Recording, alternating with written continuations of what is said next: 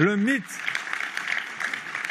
de l'égalité des chances ne peut masquer les déterminismes culturels et sociaux. Et l'école doit retrouver sa mission première, aider chacun à se former, aider chacun à réussir,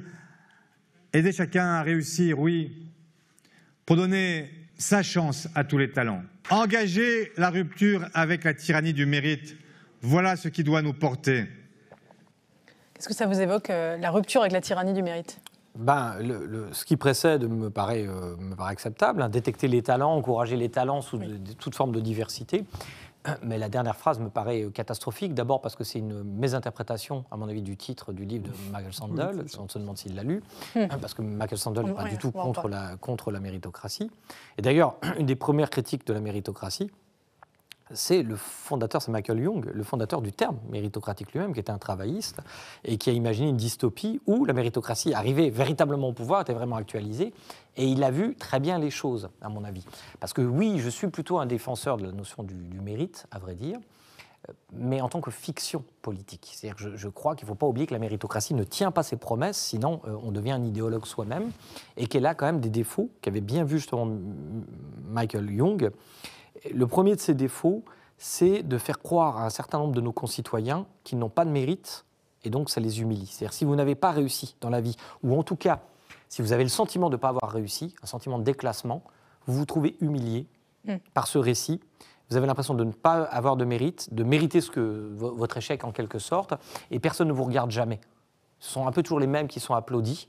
Et il y a une inégalité économique, c'est vrai, mais on ne parle jamais de l'inégalité symbolique. C'est-à-dire il y a aussi des gens qui concentrent les capitaux symboliques. Bon, nous, on ne va pas se plaindre autour de cette table, on est plutôt des gens qui concentrons ce type de capitaux. Et l'autre aspect qui est vraiment problématique dans la méritocratie, c'est le fait que ceux qui réussissent peuvent avoir aussi l'impression qu'ils ne doivent rien à personne. Oui. Et donc, ils n'ont pas d'incitation à redistribuer. Ça, c'est quand même deux problèmes qu'il faut traiter. Ils pensent avoir réussi grâce à leurs propres efforts et pas... C'est d'ailleurs la thèse un peu de Thomas Frank, politologue américain, et qui explique que la dérive de tout cela, politologue plutôt de gauche d'ailleurs, mais très critique à l'égard de la gauche américaine, c'est que ça a donné une classe politique d'experts coupé peut-être de la réalité d'une partie justement des classes populaires et moyennes. Je ne sais pas ce que vous en pensez, et effectivement attribuant effectivement leur succès à leur propre mérite, et finalement considérant que toutes les inégalités sont peut-être légitimes. Je pense qu'il n'y a pas de rapport de nécessité entre l'impression d'être un self-made man et de ne voir rien à personne et de redistribuer, et la notion d'expertise, si vous voulez. Il se trouve qu'il y a peut-être une corrélation dans les faits, que ces experts ont ce sentiment de toute puissance et qui sont du coup déconnectés d'un certain nombre de réalités, mais je pense que ce n'est pas une fatalité. En tout cas, il faut penser, à mon avis, à un monde social où l'on puisse redistribuer pas seulement économiquement, mais aussi symboliquement. Et ça veut dire peut-être révolutionner la notion de mérite. C'est ce que Michael Sandel dit et beaucoup de commentateurs disent. Le problème, c'est que le mérite, ce qu'on appelle le mérite, qui reste une valeur fondamentale, partagée, c'est universel d'ailleurs, c'est pas quelque chose que seulement nous, en France, on plébiscite. Même si les gens se méfient maintenant de la notion de méritocratie, en tout cas, les Français plébiscitent encore la notion de mérite. Et d'ailleurs, quoi d'autre à la place ? Qu'est-ce qu'il y a d'autre à la place Quand je parlais d'experts, je pense qu'ils pensaient à une aristocratie du diplôme, en quelque sorte. Et... Tout à fait. Là, tout à fait d'accord. Et du diplôme, et en particulier de certaines caractéristiques dans le diplôme, à savoir la compétence mathématique, ça pose problème, parce que pour le coup, pour reprendre fort, oui, je pense que ce que nous manquons, c'est de détection et de distinction de la pluralité des talents. On est quelques millions en France, quelques dizaines de millions. Je veux dire, je suppose que ces talents sont équirépartis. Seulement, voilà, il y a des types de virtuosité qu'on applaudit systématiquement et d'autres pas. Et ça pose le problème d'un nouveau contrat social. Mais alors, est-ce qu'on peut encore distinguer les talents à l'heure où tout le monde a le bac, donc 85% d'une génération a le bac? Est-ce que la massification de l'enseignement supérieur n'a pas créé une nouvelle forme de trancheuse de classe dont vous ne faites pas partie, puisque vous êtes d'une génération, sans vous faire offense, où le bac valait encore quelque chose? Est-ce qu'aujourd'hui, la conséquence de la massification de l'enseignement supérieur, c'est qu'une nouvelle forme de transfuge de classe a émergé, à savoir des personnes qui doivent leur ascension sociale uniquement à la dévaluation des diplômes et donc pensent que leur réussite est la leur, alors qu'elle est uniquement liée au fait que le niveau académique a considérablement baissé et non pas à leur qualité intellectuelle, leur talent d'écriture ou autre. En tout cas, je pense que cette situation est de nature à provoquer beaucoup de ressentiment. De frustration. Et beaucoup de frustration, ce qu'on appelle la frustration relative, en effet, c'est l'écart entre ce à quoi vous pensez avoir droit et ce que la vie vous donne, quoi, grosso modo, la représentation que vous avez de ce que la vie vous donne. Et ce à quoi vous pensez avoir droit n'est pas totalement illégitime. Quand on vous a dit si tu as un diplôme, etc., puis vous sortez par exemple avec une maîtrise de sociologie et que vous ne trouvez pas forcément à vous insérer professionnellement ou pas à la hauteur de ce que vous pourriez espérer, il est normal qu'il y ait un écart. En fait, nous avons un problème collectif de fiction. Et on a un problème de narration collective. Je pense que les seules narrations que nous avons à notre disposition aujourd'hui, il y avait le progrès, par exemple. Mais inutile de vous dire que le progrès a du plomb dans l'aile, c'est le moins qu'on puisse dire. La plupart des narrations dominantes qu'on trouve sont des narrations catastrophistes. Voilà. Et à tel point que pour la première fois dans l'histoire des sondages, les Français considèrent que leurs enfants vivront moins bien que ce qu'eux ont vécu. C'est vrai, c'est le cas. C'est le cas, mais c'est pas un projet politique. Je veux dire, ça peut être réaliste.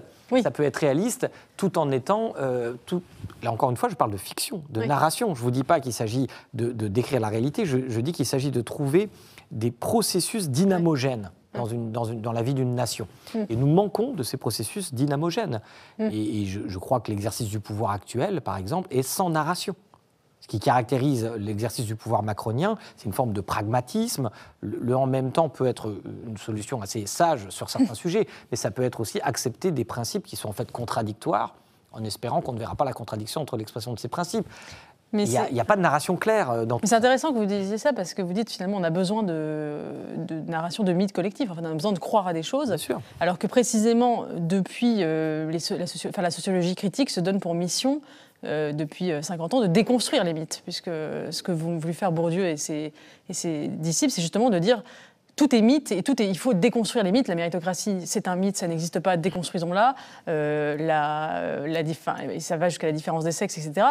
Donc vous vous inscrivez en faux contre cette idée d'un sociologue qui serait là pour déconstruire. Le sociologue doit faire de la science. Donc, à la limite, dans le processus de la science, il y a une part, non pas de déconstruction, à proprement parler, mais de mise à distance des limites qui pèsent sur la rationalité pour évaluer un objet. Donc, en effet, il y a un effet de désenchantement, de démystification. Mais c'est comme toutes les idéologies, encore une fois, elles partent de prémices acceptables pour arriver à des conclusions délirantes. Je veux dire.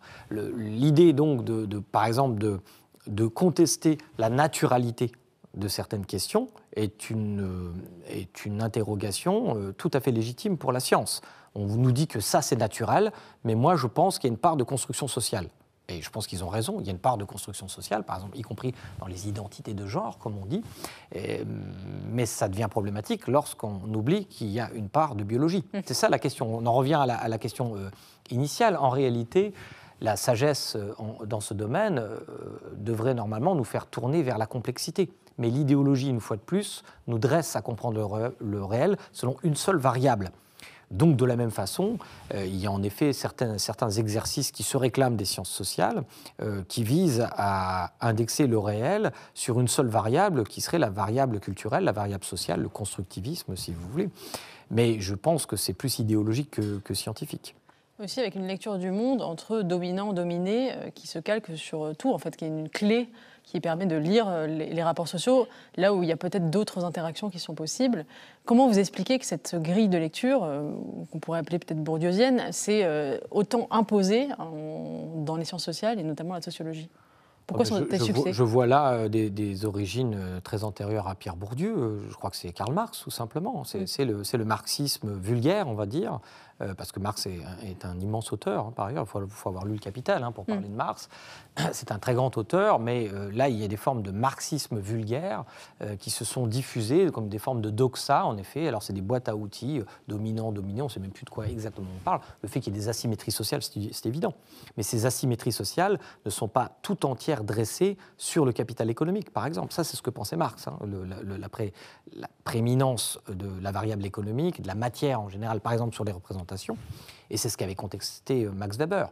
en montrant que les représentations, au contraire, peuvent avoir une importance. Je pense qu'il n'y a pas, là encore, il ne faut pas faire une loi monocausale. Ça dépend des situations. Bien sûr que les variables économiques sont importantes, mais on n'a pas encore bien évalué. C'est comme la psychanalyse, si vous voulez. Ça me paraît intéressant. C'est très sévère sur la psychanalyse aussi. Vous dites que c'est aussi oui, en tout cas, système... c'est un de ces systèmes mentaux qui nous offre de concevoir l'intégralité du sens de notre vie, quelquefois sur un drame qui se serait noué initialement. Enfin, il faut quand même se rappeler de la tragique histoire de l'homme au loup, par exemple, qui est soi-disant l'exercice le plus réussi de Freud, d'après son propre biographe, qui considérait que Freud était au sommet de son art, pour être un peu navré. Mais justement, la psychanalyse me paraît avoir été largement discréditée dans l'espace public. D'abord, dans sa prétention à expliquer l'autisme ou des choses comme ça. Je pense que